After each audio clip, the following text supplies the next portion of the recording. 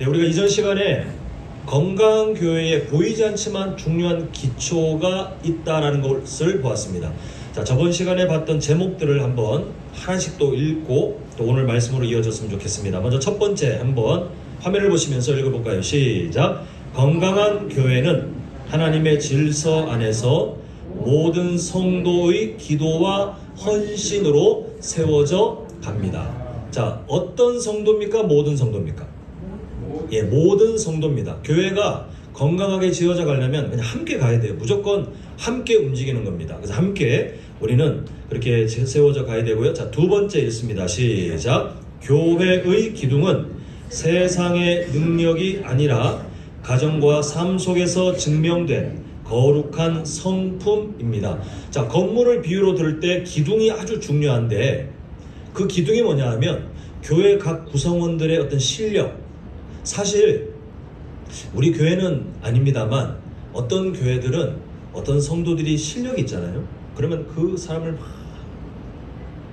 어떤 사람이 재력이 있잖아요. 어떤 사람이 사회적으로 영향력이 있잖아요. 근데 그렇게 어떤 세상 사람들하고 똑같은 기준으로 실력 있고 좋은 대학 나오고 또 재산 많고 세상에 어떤 영향력을 끼친 사람들만 이러잖아요. 그 교회 기둥은 금이가 있는 약한 교회가 돼요. 근데 교회가 정말 건강해지려면 실력 있는 사람들이 막 많이 모이고 그리고 돈 많은 사람들이 막 득실득실하고 막 여수에 돈 많은 사람들은 1등부터 그냥 100명까지 끊어가지고 그 사람들은 다 한남제일교회 오게, 그렇게 하면 건강한 교회가 되느냐, 풍요로운 교회가 되느냐? 아니요, 절대 아닙니다. 우리 교회는 하나님 앞에서 성품이 다듬어지고 함께 자라갈 때 그때 우리 한남제일교회가 건강한 교회가 된다는 것을 꼭 기억하셔야 되는데요. 이것은 교회에 왔을 때가 아니라 사실 오늘 주제와도 약간 연결되지만 지금 화면에 보시는 것처럼 어디와 어디에서 증명되니죠? 가정에서 우리의 성품이, 우리의 삶에서 우리의 성품이 증명되지 않으면 그건 가짜예요, 가짜. 성도님들의 성품이 완벽할 수는 없겠지만 사모하셔야 돼요. 하나님, 제가 성품이 자라가길 원합니다. 그래야 우리 교회가 함께 건강하게 지어져 갑니다. 자, 마지막 세 번째 읽습니다. 시작! 건강한 교회는 시대의 변화를 따르지 않고 변하지 않는 다른 교회의 말씀을 듣게 하옵소서. 예, 교회가 건강해질 수 있는 기초는 너무 당연하지 않습니까? 하나님의 말씀. 근데 그 말씀을 자의적으로 멋대로 막 해석하는 이단들이 그렇게 튀어나오잖아요. 그런 사람들이 아니라 바른 교훈, 오랫동안 말씀을 연구하고 오랜 교회 역사 속에 하나님의 말씀 속의 진리들을 합의된 그 신학으로 정리된 그 우리 교단이 속해 있는 여러 교회들은 다 같은 신학을 공유하며 그 안에서 신앙 고백을 함께 서로 붙들고 살아갑니다. 그럴 때 흔들리지 않아요. 내 멋대로 성경을 해석하고 내 입맛대로 성경을 해석하면 이단 되고 이단에 휩쓸려 난리도 아닌데, 우리 모두가 건강한 교회의 이 세 가지 저번에 보았던 영적 교훈들을 꼭 기억했으면 좋겠는데요. 자, 오늘은 설교 제목에도 보았겠지만 그러면 건강한 교회가 어떻게 살아가느냐, 생활 양식, 어떻게 우리가 그 삶을 만들어내는지를 한번 좀 보고자 합니다. 자, 한 가지 예를 좀 들겠는데요. 한번 상상해 보세요. 성도님들 중에, 자, 우리 성도님들 중에 성도님께서 참 늘 가까이 지내고 그런 분을 한번 떠올려 보십시오. 그리고 그분이 어느 날 와가지고 성도님 댁 앞에 차를 끌고 와가지고, 자, 잠시만 나와 보십시오. 드릴 게 있어요. 그리고 나갔더니 트렁크 문을 열면서 드릴 게 선물이 있는데 저의 마음을 담아서 드립니다 라고 하고 선물 그 어떤 뭔가 들어있는 제품 상자를 딱 꺼내는데 안타깝게도 그 상자에 보기만 해도 얼굴이 찌푸려지는 오물이 막 다 묻어 있어요. 성도님들이 상상하는 그 뭔가가 막 조금이 아니라 덕지덕지 묻어 있어요. 왜 이런 상자를? 근데 보기에만 그런 게 아니라 받으려고 이렇게 그래도 예의상 받으려고 했는데 막 심각한 악취가 막 상자에서 막 품어져 나온다면, 자, 성도님들 어떠실 것 같아요? 단순히 선물이기 때문에 갑자기 오물처럼 안 보이고 악취가 향기로 바뀔까요? 아마도 성도님들은 그래도 예의상 다른 사람을 존중하기 때문에 받으시겠지만 심정적으로 거리감이 생기고 사실 거북하고 부담감이 생기지 않겠습니까? 그 안에 내용물은 둘째치고 그 내용물을 감싸고 있는 그 외부 상자가 그렇게 오염되면 우리는 내용물을 확인하기도 전에 이렇게 거부감이 들고 거리감이 들어요. 저는 이 비유를 왜 말씀드리냐면 오늘 살아가고 있는 이 시대의 교회와 성도들이요, 복음이 담겨져 있는 상자, 제품 상자와도 같아요. 그 복음은 전혀 문제가 없어요. 물론 그 복음에 대해서도 하나님께서 정하신 바에 따라 구원하기로 작정한 사람은 어느 때가 되었을 때 그 복음을 진짜 진리로 받아들이고 그 앞에 엎드리겠지만, 고린도전서 1장에 있는 그 가르침처럼 복음은 원래 사람들에게 매력적이지 않습니다. 성도님들께서 누군가에게 예수 그리스도를 전하고 싶을 때 그냥 그건 알고 계셨으면 좋겠어요. 그걸 아무리 포장하고 상대방이 듣기에 좋게 내용을 바꿔봐도 하나님께서 그 사람의 마음을 아직 열지 않으신 상태라면 어떻게 전하든 매력이 없어요. 거북하게 느껴질 수밖에 없어요. 근데 뭐 그거는 우리가 알아서 할 문제가 아니고, 하나님께서 교회 안에 성도 안에 두신 복음은 우리는 알잖아요. 정말 아름다운 거, 너무 좋은 거, 정말 자랑하고 싶고 나만 누리는 것이 아니라 다른 사람이 그것을 누렸으면 하는 그런 마음이 있는데, 만약 금방 말씀드린 비유처럼 복음이 담겨있는 교회에 사람들이 보고 얼굴을 찌푸릴 좋지 못한 일들이 계속 들려지고 세상에 불법을 저지르고 주변 사람들에게 덕을 끼치지 못하는, 반대로 그 해를 끼치는 일들을 교회가 하고 있다면, 안에 복음은 담겨 있는데 과연 그 복음을 잘 전하는 역할을 할 수 있을까요? 성도 안에 복음이 담겨 있는데 그 성도의 삶이 그 복음이 담겨져 있는 제품 상자와도 같은데 악취가 나요. 그 사람과 있으면 불쾌해. 그 사람과 있으면 상처받고, 그 사람과 있으면 너무 시간이 괴로운 존재로, 그런 성격, 그런 성품으로 성도들이 살아간다면 과연 사람들은 그 사람 안에 담겨있는 복음을 마주할 기회가 생길까요? 아마 거리감, 그리고 아마도 적대감이 생길 수도 있습니다. 저는 오늘 이 비유를 통해서 문제 제기를 하면서, 출처는 제가 정확히 모르겠습니다만 성도님들의 마음에 꼭 새겨드리고 싶은 진리가 있는데요. 한번 같이 읽어보겠습니다. 화면 보시고 시작! 세상 사람은 성경을 읽기 전에 성도의 삶을 읽습니다. 잘 기억하셔야 됩니다. 세상 사람들은요, 성경 속에 담겨진 예수 그리스도를 우리가 마음으로는 저 사람들도 성경을 읽고 우리처럼 예수님을 봤으면 좋겠다고 하지만, 그보다 뭘 먼저 읽는다는 거예요?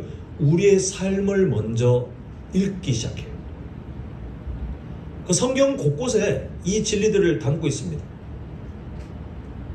소금과 빛에 대한 역할도 마찬가지죠. 세상에서 사람들이 우리를 그렇게 보기 때문에 우리는 우리를 먼저 읽어내는 사람들 앞에서 그 사람들을 기쁘게, 하나님보다 더 이게 아니라 그 사람들을 섬기는 마음으로 우리는 세상 속에 소금과 빛의 역할을 감당해야 되는 의무들이 생기는 거라고 성경은 말씀하고 있잖아요. 하나님께서 하시는 그 일이 참 독특합니다.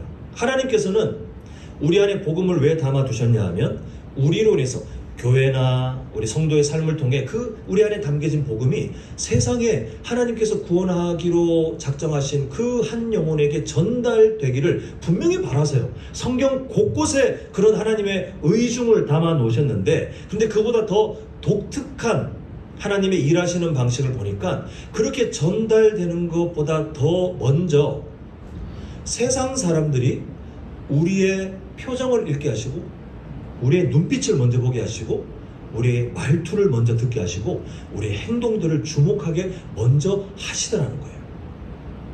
차라리 하나님께서 갖고 계시는 목적이 마치 우리가 그 택배 기사들이나 아니면 요즘 막 음식을 많이 이제 시켜 먹는 그런 시대가 됐잖아요. 코로나 이후에 우리가 음식을 전하는 그 사람들처럼 복음을 전달하는 역할이 우리의 주 목적이라면, 하나님께서 우리를 바라보실 때 너희들은 배달부야, 너희들은 택배기사야, 하나님께서 우리를 그냥 그렇게 기능적으로 보신다면, 하나님께서 있잖아요, 세상 사람들이 우리의 그런 것들을 못 보게 하시면 됩니다.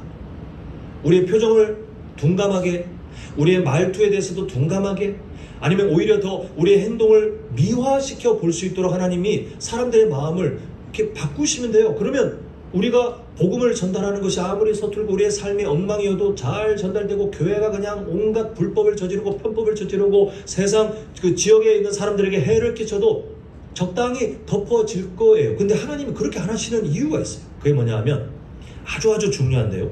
자, 이것도 마음에 꼭 새겨야 됩니다. 자, 한번 읽어보겠습니다. 화면 보시고. 자, 시작. 하나님은 복음이 전해지는 것보다 우리가 복음대로 사는 것을 원하십니다. 자, 우리 교회 핵심 가치가 뭐라 그랬죠? 우리 교회가 모여서 뭐하고가 아니라 우리 교회의 핵심 가치는 누구의 마음을 아는 거예요? 네. 모여서 뭘 하는 것보다 더 중요한 거, 하나님의 마음을 이해하고 그 마음을 따라 사는 것인데, 하나님의 마음이 바로 이러해요. 성도님들 정말 중요하게 생각하셔야 됩니다. 하나님은 있잖아요, 복음이 전해지는 것을 중요하게 생각하는 막 선교와 관련된 말씀들이 많이 있지만, 근데 그보다 더 먼저 하나님께서 우리를 향하신 간절한 소망이 있는데, 그것은 우리가 복음대로 사는 것을 더 기뻐하십니다. 믿으십니까? 이게 정말 절대적인 진리예요. 부모님들의 마음이 다 마찬가지 아닙니까? 부모님들, 특히 어린 자녀들 지금 키우는 우리 부모님들 어떤 마음이 있습니까? 우리 자녀들이 세상의 여러 지식들과 예의들을 다 배워가지고 그렇게 살아가길 바라고, 또 요즘 AI 시대를 대비하여 막 책도 많이 읽고 그렇게 독서를 많이 하고, 그 아이들이 그렇게 뭔가 세상에서 뭔가 유익한 것들을 배우길 바라시죠, 그죠?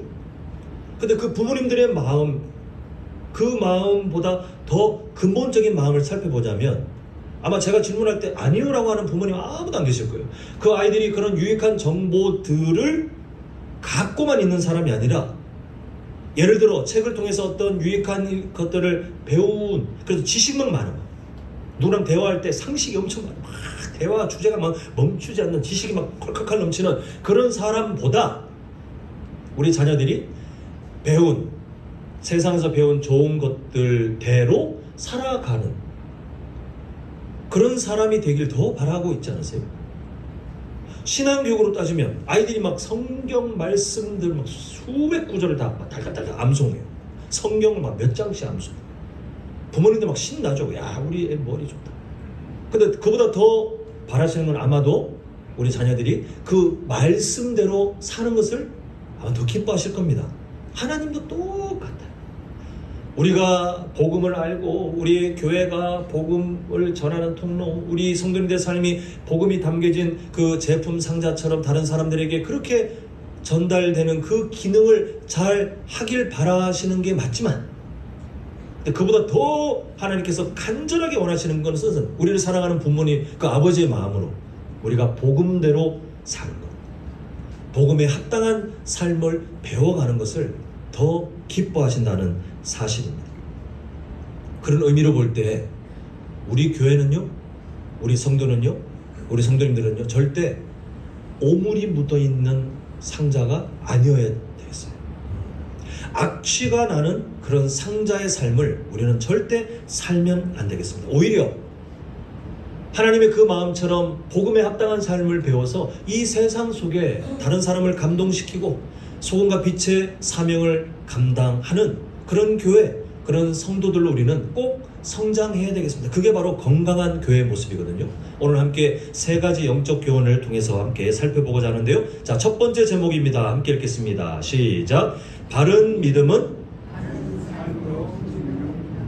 자, 다시 한번, 바른 믿음은 무엇으로 꼭 증명된다고요? 바꿔 말하면 성도님들께서 지금 그 바른 성경의 진리를 따라, 복음을 따라 잘 믿음 생활 잘하고 있는지 아닌지 뭐만 보면 알아요? 예, 그분의 삶을 보면 알아요. 교회에서 보여지는 그런 거 말고, 사실 보기 힘들겠지만 아무도 없는 그 자리에서 일단은 가장 친숙한 사람들이 있는 가정에서 그 사람이 어떻게 하는지 우리가 만약에 CCTV를 설치해서 보면 깜짝 놀랄지도 몰라요. 아무도 없는 그 방에 CCTV를 몰래 설치해서 보면 깜짝 놀랄지도 몰라요. 우리는 사회적 가면을 쓰고 있는 지금의 모습도 연약하지만 그래도 꽤 우리가 지금 포장을 잘하고 있거든요. 그런데 사실 그렇지 않아요. 여기서 말하는 바른 삶은 세상에서 사회적으로 사람들과 만나가지고 이게 예의 바르게가 아니라 어디에 있든지 어떤 상황이든지 우리가 어떤 사람인지가 정말 바른 믿음으로 사는지를 증명하는 우리의 지금 삶의 그 신앙생활의 점수가 항상 평가되고 있다는 사실입니다. 그 말세의 끝이라고 불려지는 요즘 있잖아요. 어떤 안타까운 일들이 나타나냐 하면 많은 기독교인들이 신앙생활과 나의 삶이 이게 구분되어 있다고 착각하며 살아가요. 여기 계신 성도님들은 아니시겠지만 그런 사람들이 진짜 많아요. 진짜.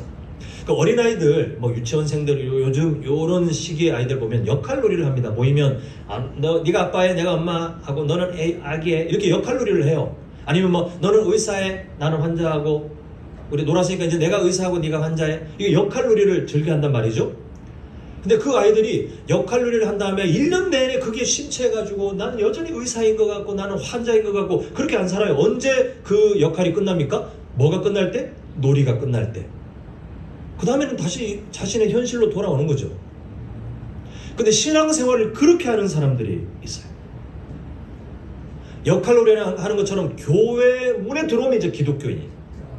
근데 교회 문 밖을 나가면 이제 기독교인이 아니라 내 일반적인 내 삶. 그래서 어디에 비중을 두냐면 내 일반적인 삶이 있는데 정해진 시간에 그래도 예의상 일주일에 뭐 한 번이나 두 번 정도 그렇게 교회 가서 기독교인으로서의 문화생활을 하고 그 다음에 내가 나머지 6일이나 5일을 살고 또 내가 힘을 내서 노력해가지고 교회 가서 또 그렇게 살고 또 나머지 다시 교회 문 밖을 나가면 내 삶으로 돌아오고 이렇게 역할을 하는 것처럼 신앙생활을 그렇게 착각합니다.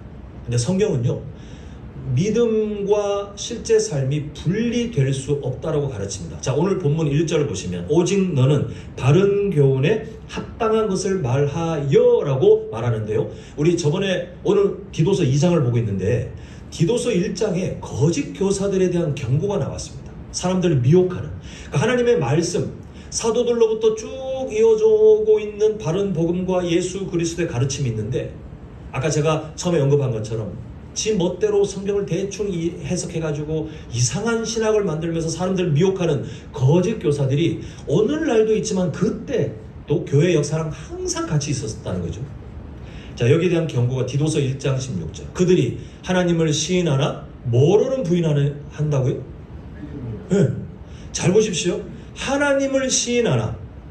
지금 아까 전에 사용한 단어로 말씀드리면 믿음은 있으나 행위로는 부인, 삶은 그랑 별개로. 신앙생활이라는 것은 있으나 나머지 일상생활과는 상관없이 결국 뭐라고 평가하냐면 가증한 자요, 복종하지 아니하는 자요, 모든 선한 일을 벌이는 자. 얼마나 무서운 평가입니까? 불신자가 아닙니다. 기억 잘 하셔야 돼요. 함께 지금 교회를 출석하고 있는 사람에 대한 이야기예요. 그런데 믿음과 삶이 분리된 사람에 대해 가증하다. 그럼 오늘 아까 전에 우리가 보았던 1절 말씀에 있는 것처럼 오직 너는 바른 교훈에 합당한 것은 뭐냐면 이 삶이 분리된 행위가 믿음과 다르게 살아가는 삶과 반대되는 거예요. 이거는 일치된 삶을 말해요. 그래서 지금 디도서 2장에서는 믿음 생활과 그 다음에 우리의 실제 생활이 합쳐진, 그래서 바른 교훈에 합당한 것, 거짓 교사들이 가르치는 믿음 생활과 실제 삶이 달라도 된다, 이게 아니라 그게 일치되어 있는 합당한 삶에 대해서 가르치는 것이 2장의 내용인데, 지금 그 내용들이 바로 삶이 분리되어 있지 않는 신앙생활이 곧 우리의 일상, 우리의 일상이 곧 신앙생활, 이게 성경이 가르치는 바른 교훈을 따르는 사람들의 삶이라는 것입니다. 예수님께서 산상교훈 막바지에 말씀하신 우리가 잘 아는 반석 위에 집을 짓는 지혜로운 사람과 모래 위에 집을 짓는 어리석은 사람들의 비유가 나오는데 오늘 주제와 관련이 있어요. 예수님께서 문제 제기를 하시는 것이 뭐냐면 이제 그냥 설교 시간을 예를 들게요. 설교 시간에 왜 설교를 제대로 안 듣니? 를 말씀하는 게 아니에요. 왜 그 내용을 잘 듣지 못하니를 말씀하시는 것이 아니라 듣긴 들어요. 똑같이 듣지만 그 다음에 뭐가 나눠지냐면 듣고도 행하지 않는 사람과 듣고 행하는 사람, 이 두 갈래가 듣는 건 똑같아요. 그 교회 출석해서 겉으로 보기에 함께 지금 우리 성도님들은 그렇지 않지만 예를 들자면 지금 막 눈이 반짝반짝 하시면서 얼마나 제가 성도님들 보면 정말 힘이 나는지 좀 집중해서 듣고 계시잖아요. 지금으로서는 몰라요. 그런데 이제 다 듣고 실제 생활로 돌아갔을 때에 선포된 말씀과 전혀 상관없이 사는 사람은 어디에 집을 짓는 사람이에요? 모래 위에 집을 짓는. 그 사람은 어떤 삶의 풍파가 닥치면 와르르르 무너진다고 예수님 말씀합니다. 그런데 선포된 어떤 하나님의 말씀에 대해서 그 말씀대로 살고자 자신의 실제 삶에서 끊임없이 몸부림치는 사람은 어디 위에 집을 짓는 거죠? 그 기초가 견고한 반석 위에 집을 지어서 홍수가 부딪혀도 그 집은 끄떡없다. 그런 인생이 된다라고 예수님께서 아예 완전히 다른 두 삶을 지금 비교하고 계시잖아요. 성도님들의 삶은 지금까지 어떤 삶을 살아오신 것 같습니까? 사실 이렇게 질문 드리면 다들 겸손하셔서 내가 잘 못 산 것 같고, 우리가 우리 자신을 돌아보는 그 삶이 중요한데요. 이제 더 중요한 질문. 그러면 앞으로는 어떠한 삶을 살고 싶으십니까? 모래 위에 집을 지은 어리석은 삶을 추구하시겠습니까? 그래서 함께 말씀은 듣지만 삶에는 전혀 반영이 안 되는 그런 삶을 추구하십니까? 아니면 함께 말씀을 듣고 우리의 일상이 연약하지만 그러나 그 말씀대로 살아보고자 내가 들은 말씀이 실제 나의 삶이 되어가도록 그렇게 몸부림치는 반석 위에 지은 그런 집과 같이 견고한 지혜로운 그런 삶을 추구하십니까? 우리는 예수님의 십자가 사랑으로 구원받은 우리가 하나님과 관계가 친밀하게 맺어져 있는 신앙생활을 역할놀이처럼 교회에서만 하면 된다고 착각하는 것은 정말 불쌍한 일이 아닐 수 없습니다. 우리는 장소가 어떠하든 상황이 어떠하든 하나님의 자녀답게 살면 돼요. 그게 신앙생활이에요. 어떤 조건 다 갖다 붙여도 상관없어요. 우리는 그냥 거기서 하나님의 사람답게 살면 돼요. 하나님의 자녀답게 살면 돼요. 그게 신앙생활이고 오늘 본문에서 말하고 있는 바른 교훈에 합당한 것을 말하는 그 삶이 됩니다. 바라기는 우리 성도님들 바른 믿음을 일상 모든 삶을 통해 증명해 가셔서, 이건 방향을 말합니다.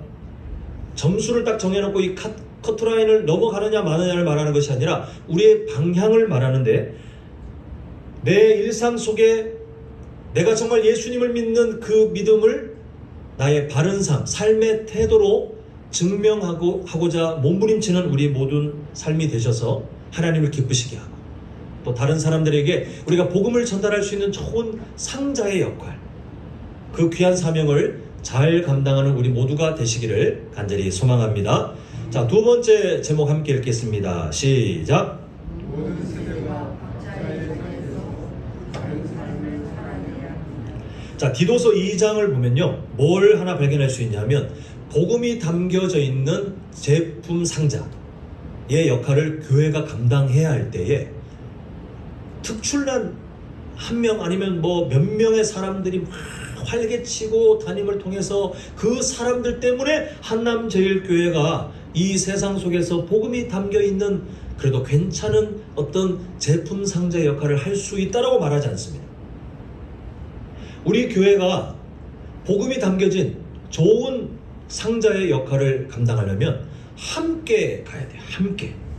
공동체가 모두 같은 신앙을 고백하며 같은 믿음을 붙들고 함께 걸어가야 돼요. 자, 그래서 오늘 본문 전체를 하나하나 살펴보면 시간이 부족하기 때문에 하나님께서 사도 바울을 통해서 어떤 대상자들에 대해서 권면하시는지를 보면 제가 그냥 간단히 수축 지나갑니다.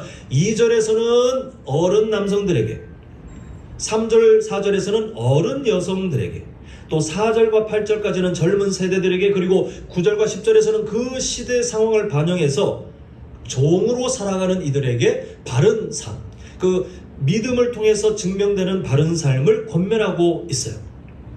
자, 하나님께서 사도 바울을 통해서 이렇게 다양한 대상들에게 각각 알맞는 그 성별과 그 세대와 또 그 상황에 맞는 권면들을 왜 나눠서 하고 있냐면, 자, 우리 바른 믿음으로 바른 삶을 살아가십시오라고 하는 이 말은 교회에서 그냥 함께 몇 번 외치고 끝나는 그런 구호가 아니기 때문에 그래요. 그냥 함께 두루뭉술하게 바른 믿음으로 바른 삶을 살아가래. 어떻게 산다는 거예요? 그냥 어떤 설교 제목처럼 바른 믿음으로 바른 삶을 살아가십시오, 이렇게 끝날 문제가 아니고, 성도님들 각자의 삶이 다 다르잖아요. 근데 이 바른 믿음으로 바른 삶을 살아가는 이 주제는 성도님들 각자의 삶에 하나하나 서로 다른 열매들로 나타날 수밖에 없어요.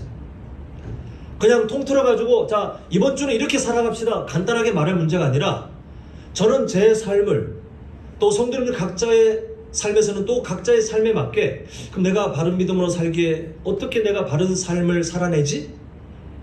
모두가 자신의 삶을 가지고 아주 고유한 그런 고민과 고유한 적용점을 찾아서 그렇게 살아갈 수밖에 없어요. 그러다 보니 오늘 본문에서도 어떤 세대들에게는 이런 권면을, 또 다른 세대들에게는 전혀 다른 권면을, 또 이런 일을 하고 있는 사람에게는 또 거기에 맞는 권면들을 하고 있잖아요. 이게 정상이에요.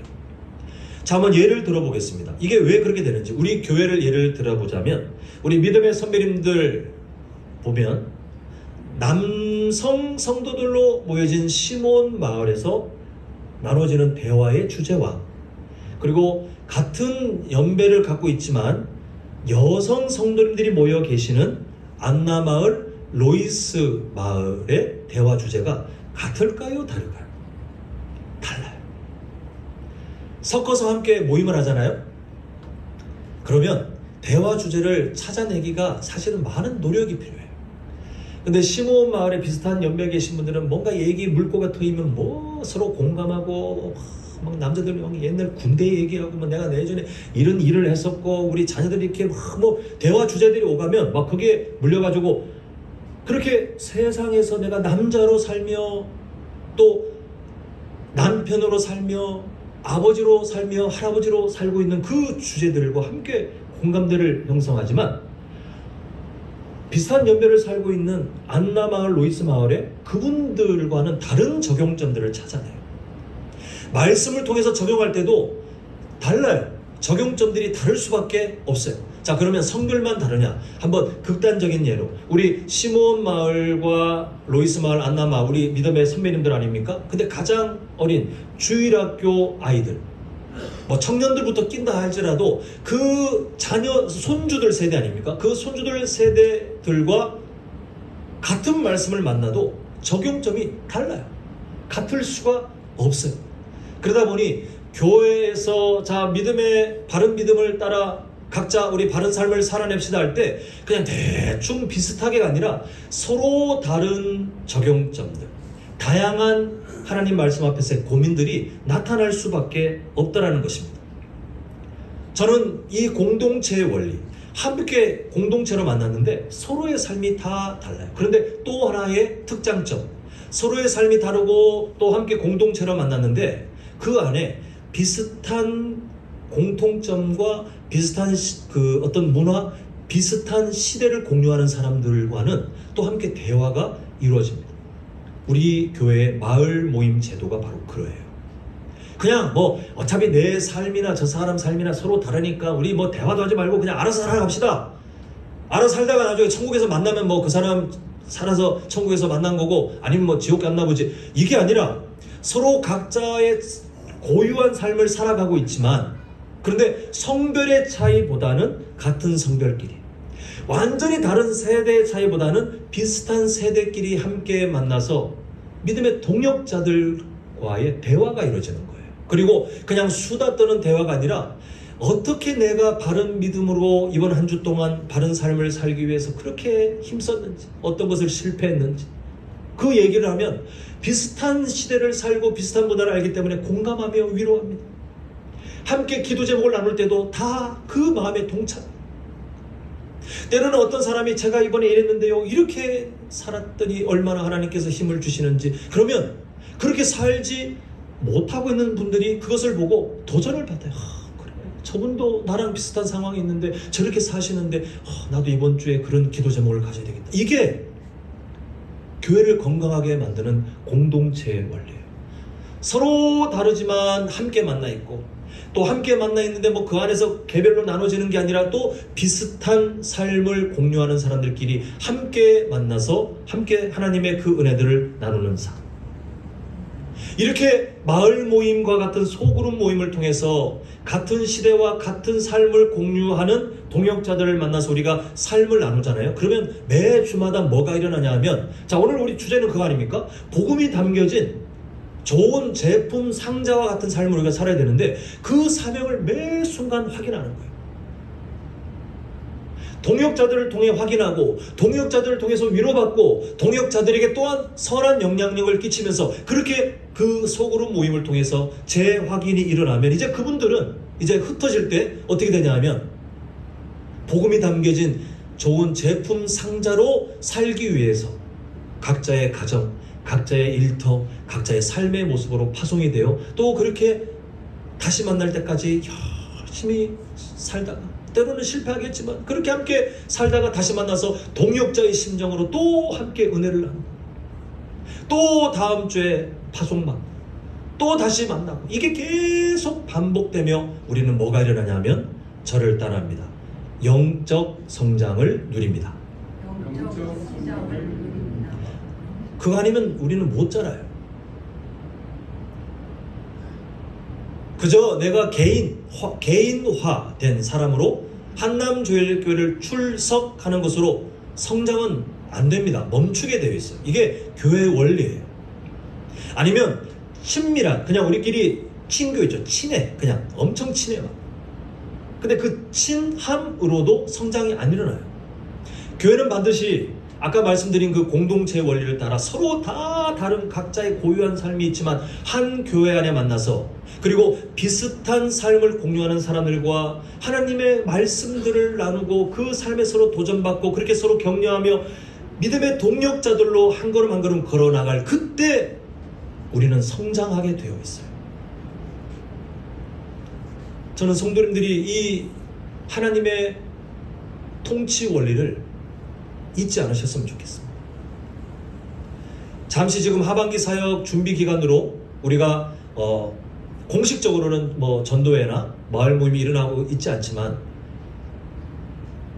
조금만 신경 쓰시면 현장에서 함께 안 만나도요, 뭐 서로 시간 내서 또 함께 또 뭐 회비를 걷어서 우리 오늘 어디 가서 먹읍시다, 식사 나눕시다, 그리고 식탁 교제를 만드셔도 되고, 근데 그게 아직 뭐 잘 일어나지 않는다면 저는 성도님들께 권유하고 싶은 게 뭐냐 하면, 한 주마다 서로의 기도 제목을 모르고 살아간다? 이건 좀 너무 아쉽지 않습니까? 같은 복음 안에 형제 자매로 만났다고 하는데 상대방의 기도 제목을 몰라요. 이상하지 않습니까? 저는 성도님들께서 서로 같은 마을원들, 숫자 많지도 않잖아요.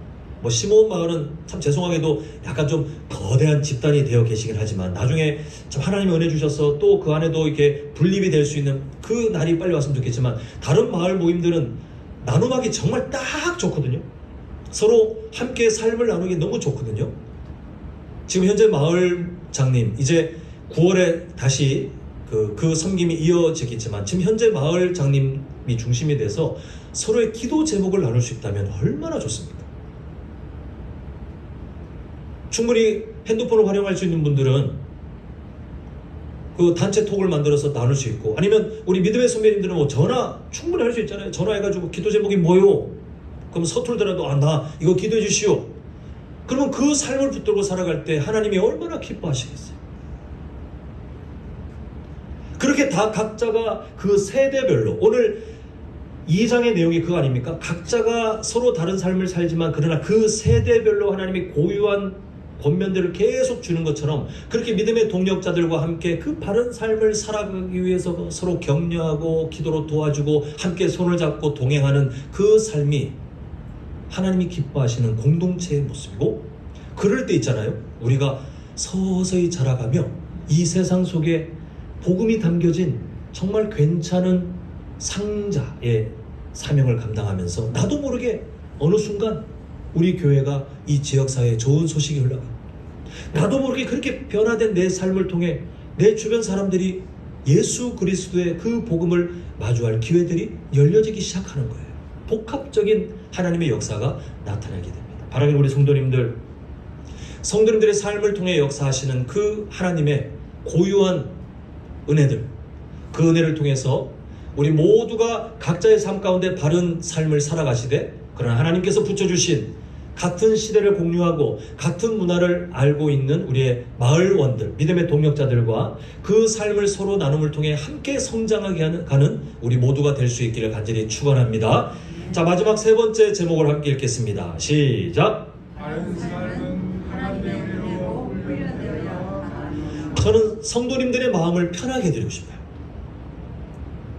솔직히 지금 시간이 없어서 그냥 지나갔지만 한번 2장에 하나님께서 사도 바울을 통해서 어떤 세대는 이렇게 하고 어떤 세대는 이렇게 하고 뭐 하지 마라 뭐 하라 이렇게 주신 그 수많은 권면들을 마주하고 보시면 성도님들 솔직히 부담되지 않습니까? 왜냐하면 그렇게 완벽하게 살 자신이 없잖아요. 근데 하나님께서 연약한 우리를 얼마나 사랑하시는지 하나님의 약속을 우리에게 담아 놓으셨습니다. 자, 오늘 본문 11절 12절 상반절까지 한번 화면에 보이시는 내용 그대로 함께 읽겠습니다. 시작. 모든 사람에게 구원을 주시는 하나님의 은혜가 나타나, 자, 그 다음에 뭐라고 되어 있죠? 우리를 뭐 하시되? 양육하시되 라고 되어 있습니다.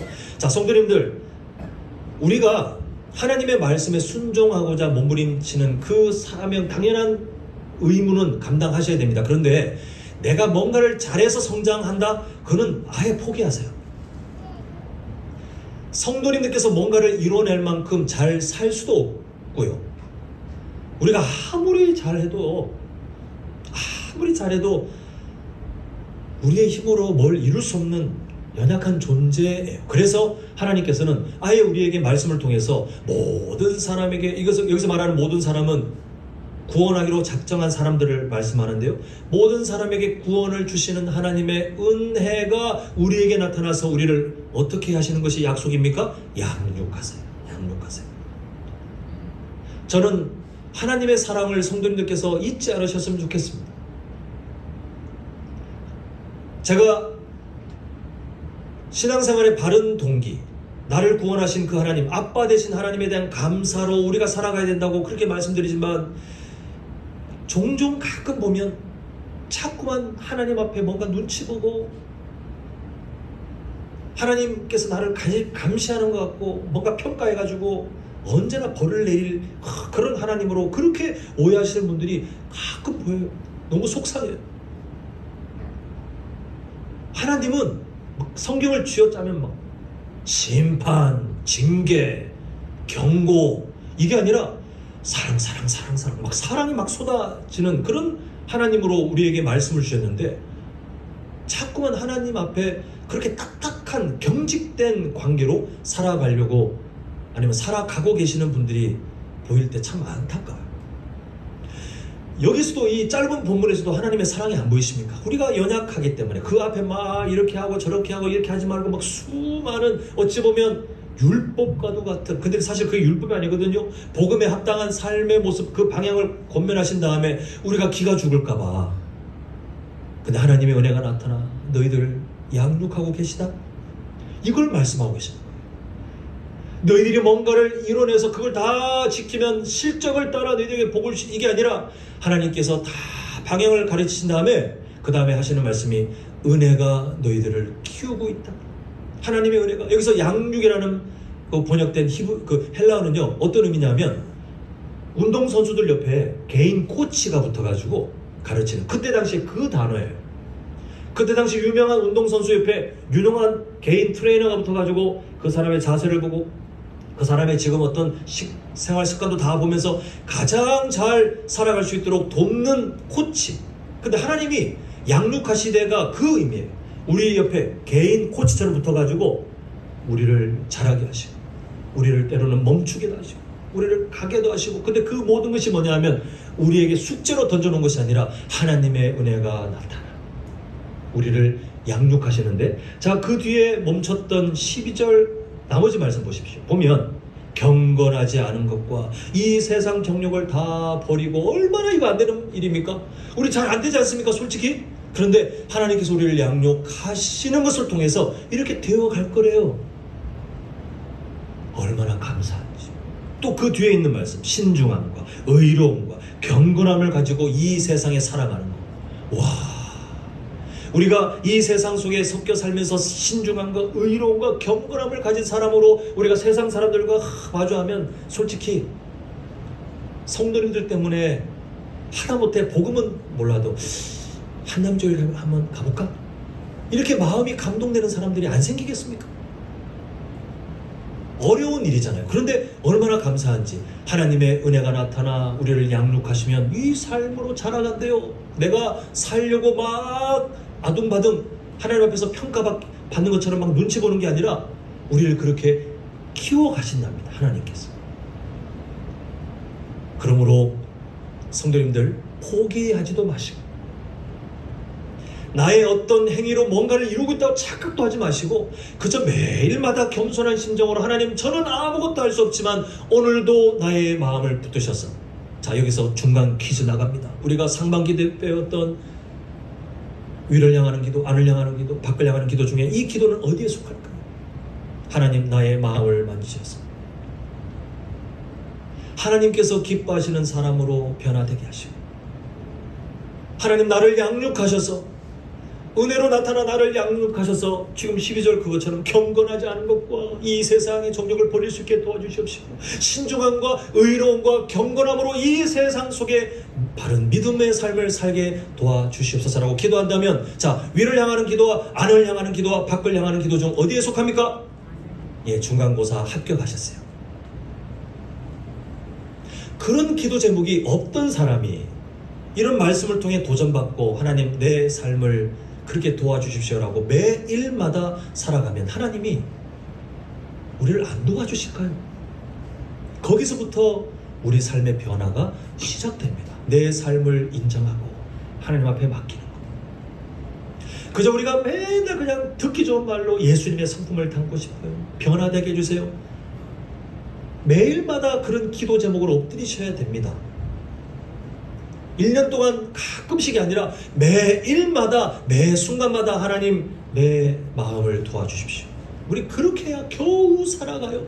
우린 그렇게 고집이 센 존재들이거든요. 바라기는 우리 성도님들, 하나님이 은혜로 나타나 우리를 양육하시되 우리를 그렇게 자라게 하신다는 약속을 붙드셔서 포기도 하지 마시고 교만도 하지 마시고 그 중간 연약함을 하나님께 맡기며 하나님의 은혜를 구하고 살아가시는, 그래서 복음이 담겨진 좋은 상자로 세상 가운데 그 사명을 잘 감당하는 우리 모두가 될 수 있길 간절히 축원합니다. 자, 이제 말씀을 맺겠습니다. 오늘 우리는 본문을 통해서 바른 믿음을 통해서 살아가는 그 아름다운 삶, 건강한 교회가 어떤 삶을 살아가는 것인지 대략적이지만 함께 보았는데, 세 가지 제목을 다시 한 번만 보겠습니다. 첫 번째, 바른 믿음은 무엇으로만 증명되지요? 예, 바른 믿음은 와가지고 막 찬송을 크게 부르고 기도를 마치 신령하게 하고 뭔가 봉사를 많이 하고로 증명되지 않고, 성도님들의 가정에서, 성도님들의 일터에서, 세상의 사람들과 만나는 여러 관계 속에 어떠한 성품을 가지고 있는지로 증명이 됩니다. 잊지 마십시오. 이번 한 주간 그 삶을 증명하셔야 됩니다. 자, 두 번째, 모든 세대가 그 다음에 어떤 자리로 돼 있죠? 각자의 자리에서 바른 삶을 살아내. 우리는 다 달라요. 다 달라요. 우리 할아버지 세대, 할머니 세대 다르고, 아버지 어머니 세대 다르고, 우리 자녀들 손주들 세대 다 달라요.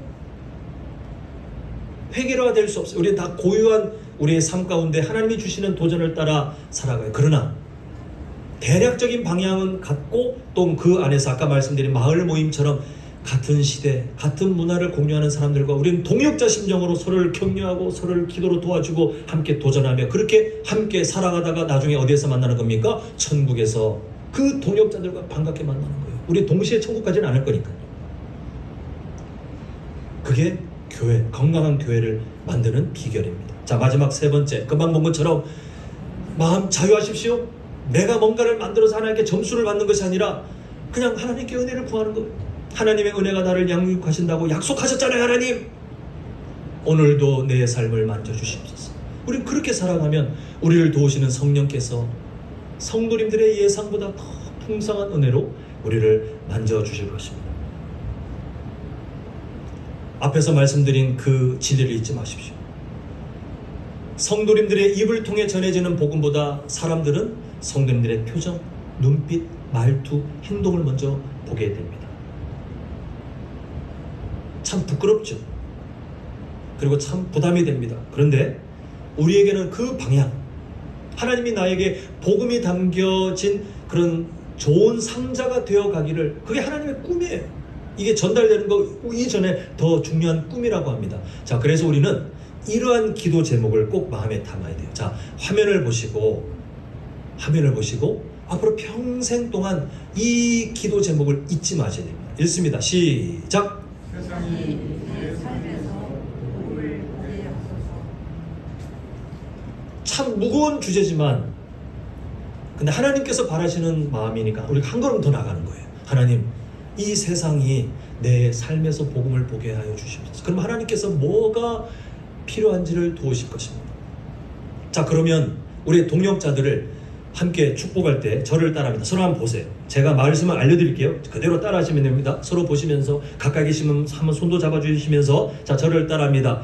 세상이 성도님의 삶에서 자, 이제 이렇게 축복하는 거예요. 복음을 볼 것입니다. 자, 시작. 세상이 성도님의 삶에서 뭘 본다고요? 복음을 볼 것입니다. 우리 모두가 이 삶을 함께 배워가고 함께 동역자들과 손을 잡고 걸어가는 복음이 담겨진 좋은 상자의 사명 잘 감당하는 우리 모두가 될 수 있기를 간절히 축원합니다.